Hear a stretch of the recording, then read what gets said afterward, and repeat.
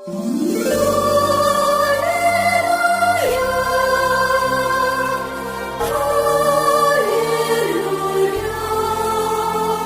పరిశుద్ధమైన నామమున కూడి వచ్చిన ప్రతి ఒక్కరికి వందనాలు.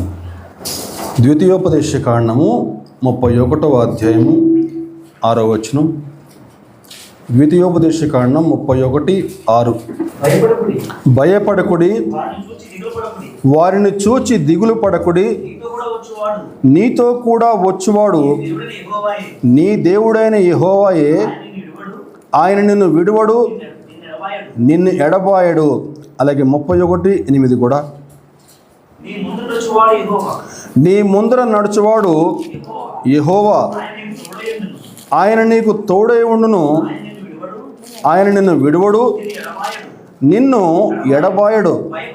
భయపడకము, విస్మయం పొందుకమని ఇశ్రాయేలులందరి ఎదుట అతనితో చెప్పెను. ప్రార్థన చేసుకుందామండి.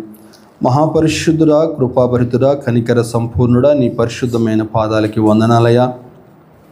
ఈ ఉదయకాల సమయం దేవా, అయా నీ పక్షంగా నేను నిలబడి ప్రభు అయా నీ యొక్క శ్రేష్టమైన అమూల్యమైన జీవం గల మాటలు మాట్లాడుతుండగా నీ సిలువ చాటుకు నన్ను చేర్చి ఇక్కడ చేరిన ప్రతి ఒక్క బిడ్డతో వ్యక్తిగతంగా మాట్లాడి మీరు మాత్రమే మహిమ ఘనత ప్రభావం పొందుకోమని మా ప్రభువును మా రక్షకుడు నీ ప్రియకుమారుడు యేసుక్రీస్తు వారి అతి శ్రేష్టమైన నామంలో అడిగి వేడుకొనుచున్నాను తండ్రి, ఆమేన్. చదువుకున్న వాక్య భాగాలు మనం పరిశీలన చేస్తే ఎవరు మాట్లాడుతున్నారు? ఈ మాటలు మోషే మాట్లాడుతున్నాడు. ఎవరితో మాట్లాడుతున్నాడు? ఇశ్రాయేలుతో మాట్లాడుతున్నాడు. రెండవ వచనమేమో యెహోషువతో మాట్లాడుతున్నాడు. 31:6 వచ్చేసేసి ఇశ్రాయేలుతో మాట్లాడుతున్నాడు. 31:8 వచ్చి యెహోషువతో మాట్లాడుతున్నాడు. ఇది మోషే యొక్క చిట్ట చివరి దినాలన్నమాట. మనకి ద్వితీయోపదేశకాండం మొత్తం మనకి 34 అధ్యాయాలు ఉంటాయి.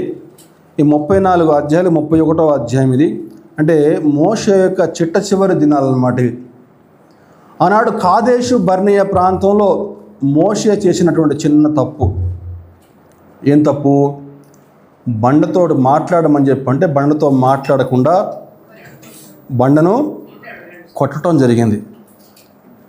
అలా కొట్టడం వల్ల దేవుడు మోషే పైన కోపగించి, నన్ను నువ్వు ప్రజల ఎదురు సన్మానించలేదు కాబట్టి నువ్వు కనానులో అడుగు పెట్టలేవు అని చెప్పని మోషేకు ఆజ్ఞాపించాడు. ఈ యోర్దాన్ని దాటలేవు. ఆ యొక్క మాటలు మోషే జ్ఞాపకం చేసుకుంటూ ఇశ్రాయేలుకు ఒక ధైర్యం చెప్తున్నాడు. ఇంతవరకు దేవుడు నా తోడుగా ఉండి నడిపించాడు, భయపడకండి, ఇక ముందు కూడా దేవుడు మీ తోడుగా ఉండి మిమ్మల్ని క్షేమంగా నడిపిస్తాడు అని చెప్పని మోషే వారికి ధైర్యం చెప్తా ఉన్నాడండి.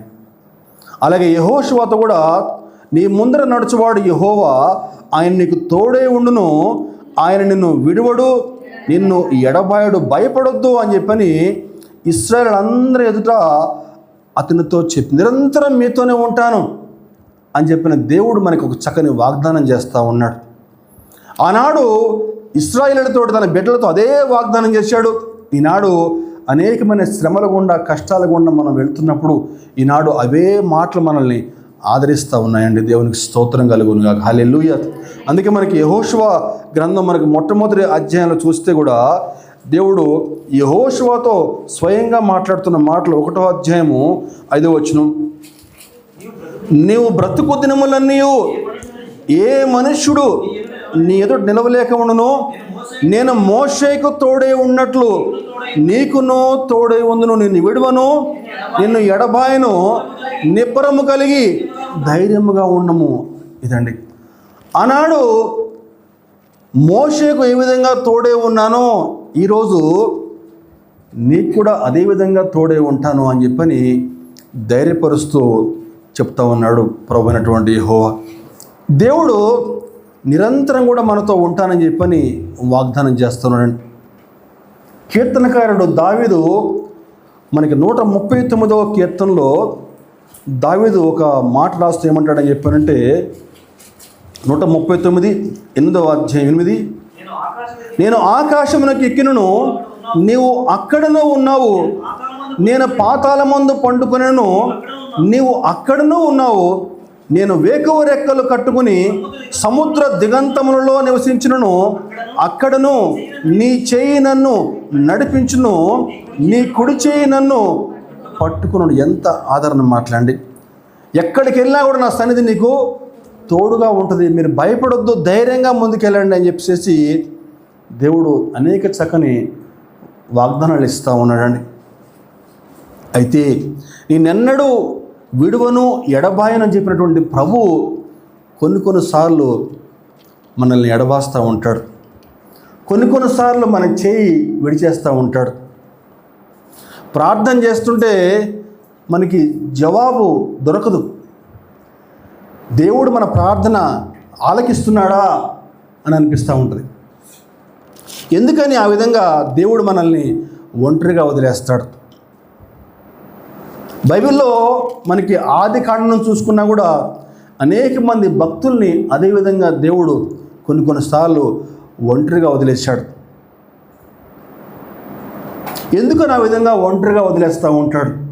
ఆ ఒంటరితనంలో దేవుడు మనకు నేర్పించేటువంటి పాఠాలు ఏంటి? ఈరోజు మన వాక్యాంశము ఒంటరితనంలో దేవుడు నేర్పించేటువంటి పాఠాలు. రండి, ఒక్కొక్క భక్తుల యొక్క జీవితం మనం పరిశీలన చేద్దాం. నోవహు ఒంటరితనం. మొట్టమొదటిగా నోవహు ఒంటరితనం అండి, మొట్టమొదటి అంశం. ఆనాడు నోవహు కాలంలో నోవహు దేవుని యొక్క మాట పట్టుకుని ఓడ నిర్మిస్తూ ఉంటే చుట్టుపక్కల ఉన్నటువంటి ప్రజలు నోవహు కుటుంబాన్ని ఒక పిచ్చోళ్ళలాగా చూశారు. ఎందుకంటే ఆ ఓడ మామూలు ఓడ కాదండి. అది ఎంత పెద్ద ఓడ అని చెప్పాడు, దాదాపుగా 450 నుంచి 510 అడుగుల ఎత్తున్నటువంటి ఓడ. ఒకసారి ఊహించుకోండి, మన ఇల్లు వచ్చేసి మనకి 12 అడుగులు ఉంటుంది ఫస్ట్ ఫ్లోర్ అని చెప్పానంటే. మరి 450 నుంచి 510 అడుగుల ఉన్నటువంటి ఓడ నిర్మిస్తూ ఉంటే ప్రజలు నోవహుని ఒక పిచ్చోళ్ళగా చూశారు, గేలి చేశారు. అతని కుటుంబం యొక్క పరిస్థితి ఎలా ఉంటుందో ఒక్కసారి ఊహించుకోండి. ఆనాడు నోవహు యొక్క పరిస్థితి ఎలా ఉందని చెప్పానంటే, లోకమంతా కూడా ఒకవైపు ఉంటే నోవహు కుటుంబం మాత్రం ఒంటరిగా ఉండిపోయిందండి.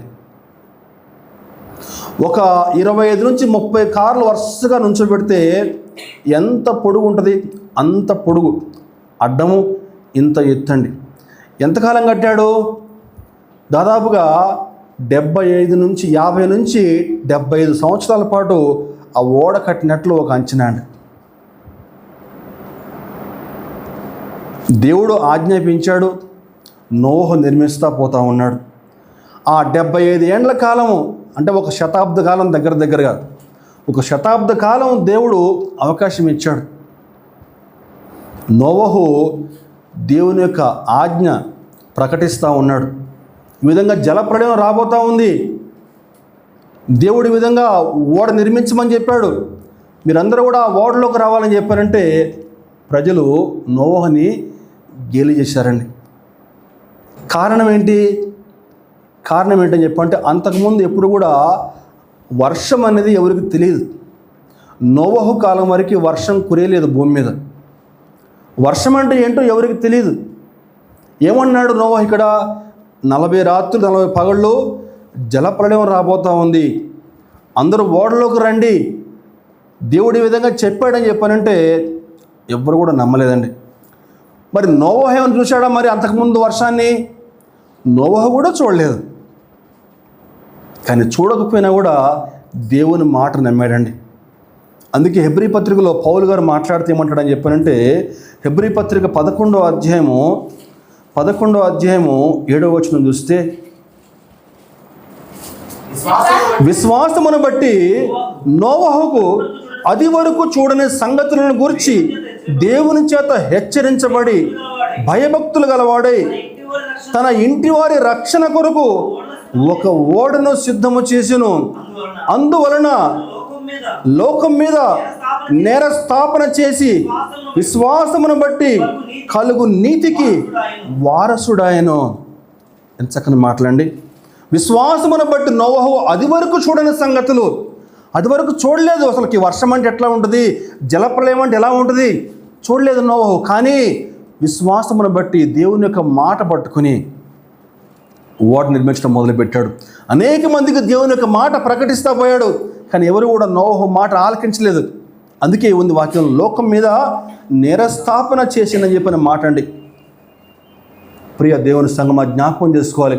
నువ్వు దేవుని యొక్క చిత్తానుసారం నడుస్తూ ఉంటే, దేవుని యొక్క ఆజ్ఞ ప్రకారం నడుస్తూ ఉంటే, నువ్వు సరైన మార్గంలో నడుస్తూ ఉంటే లోకం నిన్ను ఒంటరిని చేస్తుందండి. లోకం నిన్ను పిచ్చోడిని చేస్తుంది. జ్ఞాపకం చేసుకోవాలి. కానీ లోకం చూసే చూపు ఒకటి, దేవుడు చూసే చూపు ఒకటి. నోహు దేవుని మాట ఆలకించాడండి. అయితే ఆ రోజు రానే వచ్చింది. ఆ రోజు వచ్చినప్పుడు నోవహు అందరిని పిలుస్తాం, ఎవ్వరు కూడా మనుషులు ఎవరు రాలేదు. కానీ సకల జీవరాశులు కూడా ఒక మగ ఒక ఆడ జంతువు, ఒక మగ కుక్క ఒక ఆడ కుక్క, ఒక మగ ఏనుగు ఒక ఆడ ఏనుగు, అట్లా అన్నీ కూడా ఆడ మగ రెండు కూడా ఆ ఓడలోకి వచ్చేసినాయి. యెషయా ప్రవక్త చెప్తాడు, ఎద్దు తన కామందు నెరుగును. యెషయా 1:3 ఎద్దు తన కామందు నెరుగును, గాడిద సొంత వాని దొడ్డి తెలుసుకును, ఇశ్రాయేలుకి తెలివి లేదు, నా జనులు యోచింపరు అంటాడు యెషయా ప్రవక్త. సృష్టి యావత్తు కూడా ఆయన మాటకి లోబడతా ఉంటే మనుషులు ఆయన మాటకి లోబడలేదని. కానీ నోవహు ఒంటరి దాదాపుగా ఎంతకాలం అండి ఓడగట్టడానికి, అంతకాలం పాటు ఒంటరి ప్రయాణం చేశాడు నోవహు. చిట్ట చివరికి నోవహు కుటుంబం మాత్రమే ఆ ఓడలోకి ప్రవేశించారు. ఆ ఒంటరితనంలో నోవహు నేర్చుకున్న పాఠాలు ఏంటి? దేవుడు ఎంత శక్తిమంతుడో, ఆయన ఎంత మహోన్నతుడో అర్థం చేసుకున్నాడండి. ఈనాటి కొంతమంది చెప్తూ ఉంటారు, ఆనాటి జలప్రళయము నోవహు ప్రాంతానికి మాత్రమే పరిమితమైంది, విశ్వవ్యాప్తం కాదు, మీరు అబద్ధాలు చెప్తున్నారని చెప్పని చెప్తూ ఉంటారు, కొట్టిపడేస్తారు. కానీ గమనించాలి, ఈ నోవహు యొక్క కట్టిన ఓడ ఎక్కడ ఆగిందని చెప్పారంటే అరారతు పర్వతం మీద ఆగిందండి. ఈనాటికి ఉంది నోవహు కట్టిన ఓడ అరారతు పర్వతం అండి. అరారతు పర్వతం ఎక్కడ ఉంటుందని చెప్పి, ఎంత ఎత్తు ఉంటుందని చెప్పంటే 16,854 అడుగులు ఉంటుందట. అరారతు పర్వతం యొక్క శిఖరం ఎంత అండి? 16,854 అడుగుల ఎత్తు. వర్షం వచ్చిందని చెప్పానంటే మరిగా భూమి మీద మానవుడు బతికేట అవకాశం ఉంటుందా? అసలు అవకాశమే లేదు. దేవుని యొక్క వాక్యంలో రాయబడిందండి. ఏంటని చెప్పానంటే మనకి ఆదికాండం 7వ అధ్యాయము 21వ వచనం చూస్తే, ఆదికాండం 7:21 చూస్తే, అప్పుడు పక్షులేమి, పశువులేమి, మృగములేమి, భూమి మీద ప్రాకు పురుగులేమి, భూమి మీద సంచరించు సమస్త శరీరులేమి, సమస్త నరులేమి చచ్చిపోయారు. అందరూ కూడా, ఎవ్వరు కూడా బతకలేదండి. నాసికారంధ్రములలో జీవవాయువు గల ప్రతి ప్రాణి కూడా చచ్చిపోయింది. కానీ నోవహు కుటుంబం మాత్రమే రక్షించబడిందండి. జ్ఞాపకం చేసుకోండి, చిట్ట చివరి రోజుల్లో ఇదే జరగబోతా ఉందండి. రక్షణ పొందుకోండి, రక్షణ పొందుకోండి, దేవుని యొక్క మాటలు ఆలకించండి అని చెప్పి నేను చెప్తా ఉంటే రక్షణ పొందుకోకుండా చాలామంది ఆలస్యం చేస్తూ ఉన్నారు. ప్రభువు మత్తయి సువార్తలో స్పష్టంగా వ్రాయించాడు. ఏంటని చెప్పారంటే మత్తయి సువార్త 24వ అధ్యాయము 38-39 వచనం చూస్తే, జలప్రళయమునకు ముందటి దినములలో నోహు ఓడలోనికి వెళ్ళిన దినం వరకు వారు తినుచు త్రాగొచ్చు, పెండ్లి చేసుకొనుచు, పెండ్లికి ఇచ్చిచుండి, జలప్రళయం వచ్చి అందరినీ కొట్టుకొని పో వరకు ఎరగకపోయిరి. అలాగుననే మనుష్య కుమారుని రాకడ కూడా ఉండును. దేవునికి స్తోత్రం కలుగును గాక. హల్లెలూయా. మనుష్య కుమారుని రాకడ వచ్చేటువంటి దినాల్లో కూడా దేవుని యొక్క సువార్త ప్రకటిస్తున్న గమనించాలి. ఇప్పుడు మనం దేవుని యొక్క సువార్త ప్రకటిస్తూ ఉంటే కొన్ని గ్రామాల్లో బయట బోర్డులు పెడుతున్నారు. ఏం బోర్డులు పెడుతున్నారు? మా ఊర్లో క్రైస్తవులు ఇక్కడ ఎవరు లేరు, మా ఊర్లోకి వచ్చి కూడా మీరు దేవుని సువార్త ప్రకటించవలసిన అవసరం లేదు, అన్య మతస్థులకు ఇక్కడ మా గ్రామంలో ప్రవేశం లేదు, ఒకవేళ దాన్ని జవదాటి వచ్చినచో మీరు శిక్షకు పాత్రులు అని చెప్పని బయట బోర్డులు పెడతా ఉన్నారండి. కొత్తగా ఈ మధ్యకాలంలో మొదలైంది. సువార్త వినట్లేదు. కానీ వాక్యం స్పష్టంగా సెలవిస్తూ ఉంది, నోవహు దినాలు ఉన్నట్లు పెళ్లి చేసుకొనుచు పెళ్లికిచ్చుచూ ఉండిరి. చిట్ట చివరి రోజు వరకు నోవహు ప్రకటిస్తూనే ఉన్నాడు. కానీ ఎవరు కూడా నోవహు మాట ఆలకించరు. కానీ ఒంటరిగా దేవుని కొరకు నిలబడ్డాడు, నీతికి వారసుడైన. అవునండి, ఆనాడు నోవహు కుటుంబం మాత్రమే ఆ ఓడలోకి వెళ్ళి రక్షించబడ్డారు. బయటకు వచ్చిన తర్వాత నోవహు కుమారుల ద్వారా షేము, హాము, యాపెతు, ఆ ముగ్గురు ద్వారా దేవుడు ఒక నూతన శకానికి నాంది పలికాడండి. దేవునికి స్తోత్రం. హల్లెలూయా. ఈనాడు భూమి మీద ఉన్నటువంటి అన్ని జాతుల ప్రజలు ఈ ముగ్గురు నుంచి వచ్చారు, షేము, హాము, యాపెతు నుంచి. నోవహు ఆ ఒంటరితనంలో దేవుని యొక్క శక్తి ఎంతటి మహోన్నతమైనదో. ఆ యొక్క ఓడలో ఆ కుటుంబం మాత్రమే రక్షించబడింది, కానీ భూమి మీద అందరూ కూడా చనిపోయారండి. ఇది మొట్టమొదట నోవహు ఒంటరితనము. నెంబర్ 2, యేసేపు ఒంటరితనం.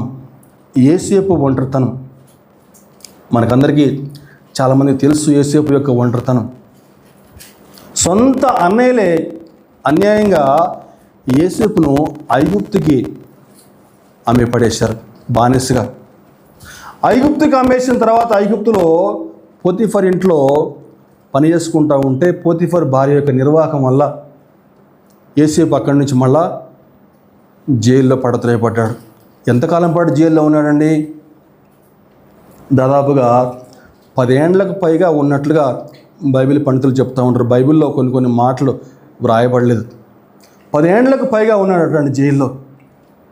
ఆ 10 ఏండ్లకు పైగా యేసేపు ఎంత ఒంటరితనం అనుభవించాడో మనం జ్ఞాపకం చేసుకోవాలి.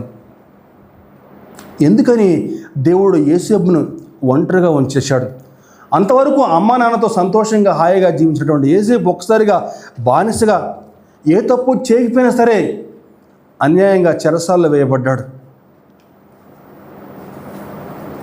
ఆ సమయంలో దేవుడు తన ప్రణాళిక చొప్పున యేసేపును తయారు చేస్తూ ఉన్నాడు.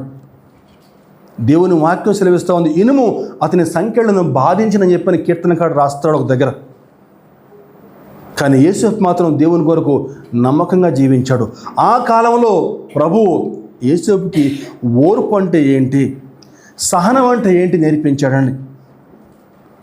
ఆ ఓర్పు సహనం నేర్చుకుని యేసేపు ఆ తర్వాత దేవునికి ప్రణాళిక చొప్పున ప్రధానమంత్రిగా హెచ్చించబడిన తర్వాత ఐగుప్తు ప్రజానీకం అంతటిని కూడా కరువు కాలంలో క్షేమకరంగా కాపాడాడు. అంత మాత్రమే కాదు, ఐగుప్తు దేశం కాకుండా చుట్టుపక్కల దేశాలన్నీ కూడా కరువుతో అల్లాడిపోతూ ఉంటే అందరూ ఐగుప్తుకు వచ్చినప్పుడు అందరిని చక్కగా ఆదరించి వారికి ఆహారం పంచిపెట్టాడు. సొంత అన్నయ్యలు ఆహారం లేకుండా యేసేపు వద్దకు వచ్చినప్పుడు వారు చేసినటువంటి మోసం మర్చిపోయి వారిని ప్రేమతో ఆదరించాడండి. కారణం ఏంటంటే ఆ 10 ఏండ్ల పాటు ఒంటరితనంలో యేసేపు నేర్చుకున్నటువంటి పాఠాలు. ఓర్పు అంటే ఏంటి, సహనం అంటే ఏంటి నేర్చుకున్నాడు. చరిత్రలో చిరస్థాయిగా నిలిచిపోయాడండి. దేవునికి స్తోత్రం కలిగి ఉంది నాకు. ఇది యేసేపు యొక్క ఒంటరితనం అండి. మూడో వ్యక్తి మనకి అరణ్యంలో మోషే ఒంటరితనం. మోషే యొక్క జీవితం చాలా ప్రాముఖ్యమైనది. మోషేని మనకి యేసుక్రీస్తుకి ముంగుర్తుగా చెప్తూ ఉంటారు. మోషే యొక్క జీవితాన్ని మనం 3 భాగాలుగా చేసుకోవచ్చు. 40, 40, 40, 3 40లు వేసుకోవాలి. మొట్టమొదట 40 ఏండ్ల కాలం, పుట్టుక నుంచి 40 ఏండ్ల కాలము రాజకుమారుడిగా ఫరో సంస్థానంలో పెరగటం, తర్వాత 40 ఏండ్ల కాలము మిద్యాను అరణ్యంలో ఒంటరిగా జీవించటం, తర్వాత 40 ఏండ్ల కాలము ఐగుప్తు నుంచి ఇశ్రాయేలుని విడిపించి నడిపించటం సీనాయి అరణ్యంలో. మొట్టమొదటి 40 ఏండ్ల కాలం అమ్రాము యాకోబేదు ఇరువురికి మోషే జన్మించాడు, కానీ కొన్ని ప్రత్యేక పరిస్థితుల్లో ఫరో కుమారుడిగా పెంచబడ్డాడు.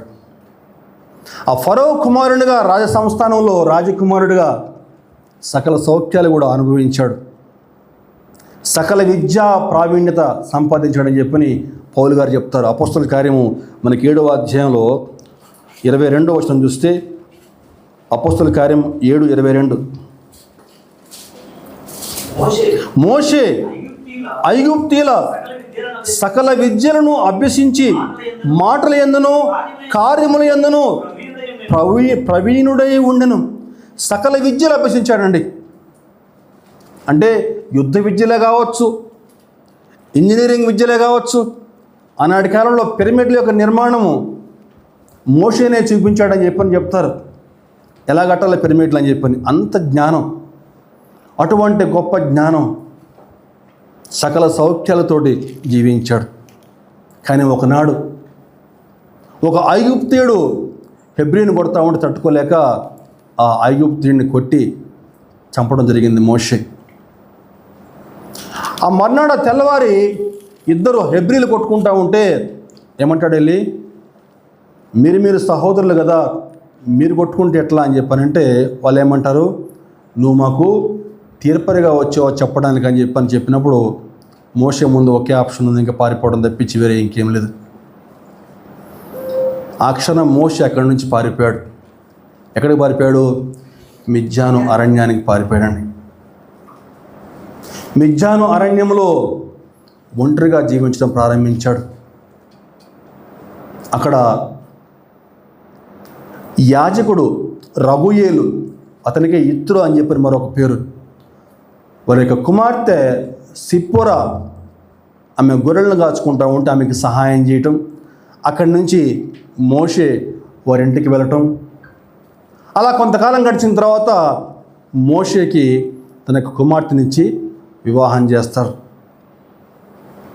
అలా మోషే సిప్పోరాని వివాహం చేసుకున్న తర్వాత ఆ యొక్క యాజకునికి అనేకమైనటువంటి గొర్రెల మందలు ఉంటే గొర్రెలు కాచుకుంటూ కాలం గడపడం మొదలు పెడతాడండి. గమనించాలండి, పరిస్థితులు ఎలా మారిపోయినా చూడండి.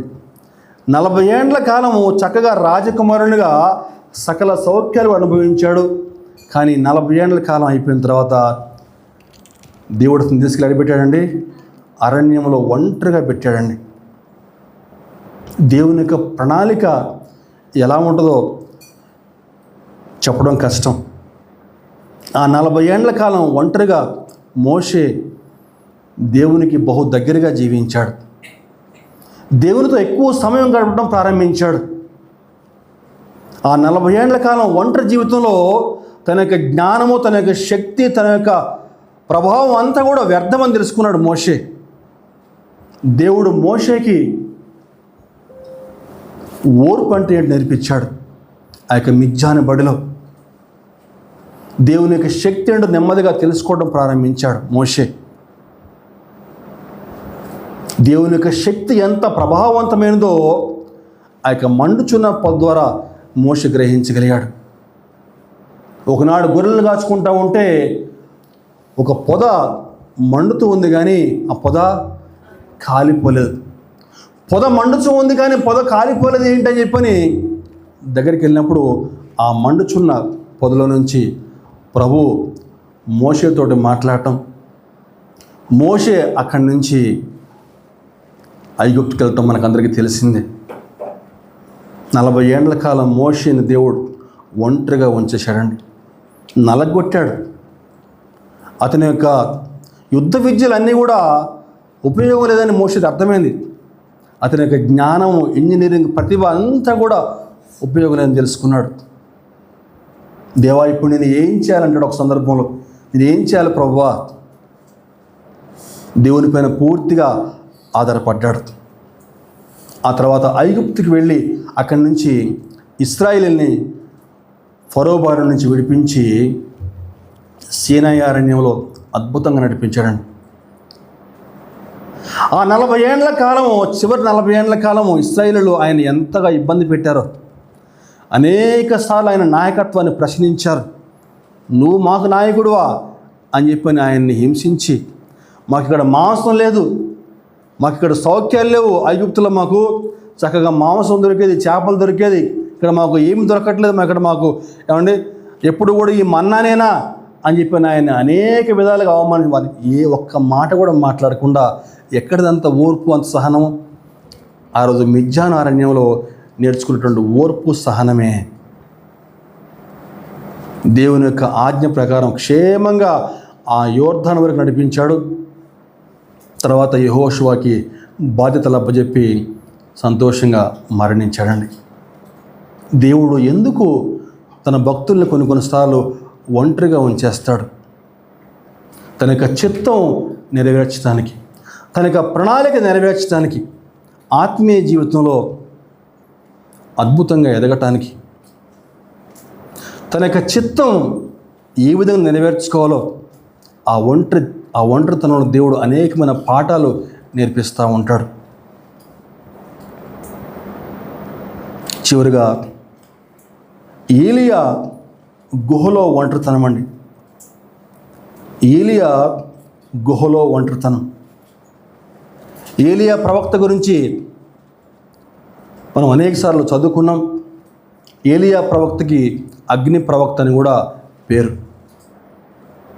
ఏలియా ప్రవక్త ఆనాటి కాలంలో ఇశ్రాయేలు రాజు ఆహాబు భయంకరటువంటి పరిపాలన, విగ్రహారాధన చేస్తూ దేవుని బిడ్డలను దారుణంగా హింసిస్తూ ఉండేవాడు. దేవుని యొక్క ఆజ్ఞ పట్టుకుని ఏలియా ఆహాబు వద్దకు వెళ్ళి ఏమంటాడండి, ఈ దేశంలో 3 సంవత్సరాల పాటు మంచైనను వర్షమైనను కురవదు అని చెప్పని ఆహాబుకి ఏమంటే ఒక రకం చెప్పాలని చెప్పండి అల్టిమేటం అనమాట. అల్టిమేటం జారీ చేసేసి అక్కడి నుంచి వెళ్ళిపోయాడు. ఆ తర్వాత ఏలియా ఆ 3 ఏండ్ల కాలం తర్వాత ఆ దేశంలో ఉన్న బయలు ప్రవక్తలతోటి సవాల్ విసిరి, మీరు నమ్మే దేవుడు నిజమైన దేవుడా, నేను నమ్మే దేవుడు నిజమైనటువంటి దేవుడా అని చెప్పని కర్మేలు పర్వతం మీద పన్నెం కాసి ఆ యొక్క పన్నెంలో యెహోవా దేవుడు నిజమైన దేవుడు అని చెప్పినట్టు రుజువుపరిచాడు. బయలు ప్రవక్త అందరినీ కూడా వరుసపెట్టి చంపేస్తాడు. అది తెలుసుకున్నటువంటి యెజెబెలు ఏలియా కబురు పెడుతుంది, ఇదిగో ఇంతమందిని చంపేశావు కదా, వీరిలాగా నిన్ను కూడా చేస్తాను అని చెప్పని యెజెబెలు యొక్క ఏలియా కబురు పెట్టినప్పుడు ఏలియా అక్కడి నుంచి భయపడి పారిపోతాడండి. మరి దేవుని పైన నమ్మకం ఏమైపోయిందో ఏలియాకి అర్థం కాదు. అంటే గొప్ప గొప్ప ప్రవక్తలు కూడా కొన్ని సందర్భాల్లో ఇదిగో భయపడిపోతారు. మనం ఎంత ధైర్యంగా ఉన్నా సరే కొన్నిసార్లు పరిస్థితులను చూసి ఇదిగో ఏ విధంగా భయపడిపోతామో ఏలియా అనే ఒక ఉదాహరణ. అంతవరకు దేవునికి ప్రార్థన చేసి ఆకాశం నుంచి అగ్నిని దింపేశాడు. 3 ఏళ్ల పాటు వర్షం కురవదు, మంచు కురవదు అని చెప్పని అల్టిమేటం ఇచ్చేసి వర్షం మంచు కురవకుండా చేశాడు. అటువంటి ఏలియా ప్రవక్త యెజెబెలు చెప్పిన మాటకి భయపడిపోయి పారిపోయి ఒక గుహలో దాక్కున్నాడండి. కానీ దేవుడు ఎంత ప్రేమమయుడు అని చెప్పానంటే, నువ్వు అట్లా పారిపోతావా అని చెప్పని ఏలియాని గద్దించలేదండి. దేవుని యొక్క కృప ఎంత మహోన్నతమైందని చెప్పానంటే, ఆ యొక్క గుహలో ఒంటరిగా ఉన్నటువంటి ఏలియాతో దేవుడు మాట్లాడుతున్నాడు. చూద్దాం ఒకసారి. మొదటి రాజులు 19వ అధ్యాయము 8-9 వచనాలు. అతడు లేచి భోజనము చేసి ఆ భోజనం బలము చేత 40 రాత్రింబగళ్ళు ప్రయాణం చేసి దేవుని పర్వతమని పేరు పెట్టబడిన హోరేబునకు వచ్చి అచ్చట ఉన్న గుహలో చేరి బస చేసెను. యెహోవా వాక్కు అతనికి ప్రత్యక్షమై, ఏలియా, ఇచ్చట నీవేమి చేయుచున్నావని అతనిని అడుగగా, ఇశ్రాయేలు ప్రజలు దేవుని నిబంధన పక్కన పెట్టి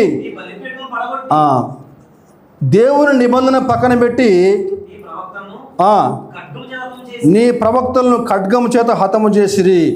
సైన్యములకు అధిపతి దేవుడునగు యెహోవా కొరకు మహారోషము గలవాడని నేను ఒకడిని మాత్రమే మిగిలి ఉండగా వారు నా ప్రాణమును కూడా తీసివేటుకు చూస్తున్నారు అని మనం చేసినాం. మనం దాన్ని సింపుల్గా చెప్పుకోవాలని చెప్పారంటే, అయ్యా అందరూ కూడా చనిపోతూ ఉన్నారు, అందరిని చంపేస్తూ ఉన్నారు. ఇశ్రాయేలు నీ మాట వినకుండా నిన్ను సేవించకుండా విగ్రహారాధన చేస్తూ ఉన్నారు. అందరూ చనిపోయారయ్యా నీ ప్రవక్తలు, నేను ఒక్కడనే చివరికి మిగిలి ఉంటే నన్ను కూడా చంపేయాలని చూస్తూ ఉంటే ఇక లాభం లేక పారిపోయి వచ్చానని చెప్పని చెప్తున్నాడు ప్రభువుకి. దేవుడు ఏలియాని ఏ విధంగా ఆదరించాడో గొప్ప అద్భుతమైన ఆ యొక్క అధ్యాయం చదివితే మనకి దేవుని యొక్క ప్రేమ ఎంతటి అద్భుతమైనదో మనకు అర్థమవుద్ది. ఆ తర్వాత వచనాలు చూస్తే మనకు అక్కడ 11వ వచనం నుంచి మనకి 12వ వచనం వరకు ఒకసారి మనం చూడగలిగితే, ఇంటికి వెళ్ళి చదువుకుండా వస్తారు. అక్కడ మనకి ఒక బలమైనటువంటి పెనుగాలి వస్తుంది, ఒకటి పెద్ద గాలి, ఆ తర్వాత పెద్ద భూకంపం వస్తుంది, భయంకరమైన గాలి వస్తుంది, పెద్ద భూకంపం వస్తుంది. కానీ ఆ గాలిలో ఆ యొక్క భూకంపంలో దేవుడు మాట్లాడలేదు, కానీ మిక్కిలి మెలనైన స్వరంతో ప్రభువు మాట్లాడుతున్నాడండి. చూద్దాం ఒక్కసారి మనము. ఆ తర్వాత చూస్తే మనకి ఏమంటాడని చెప్పానంటే,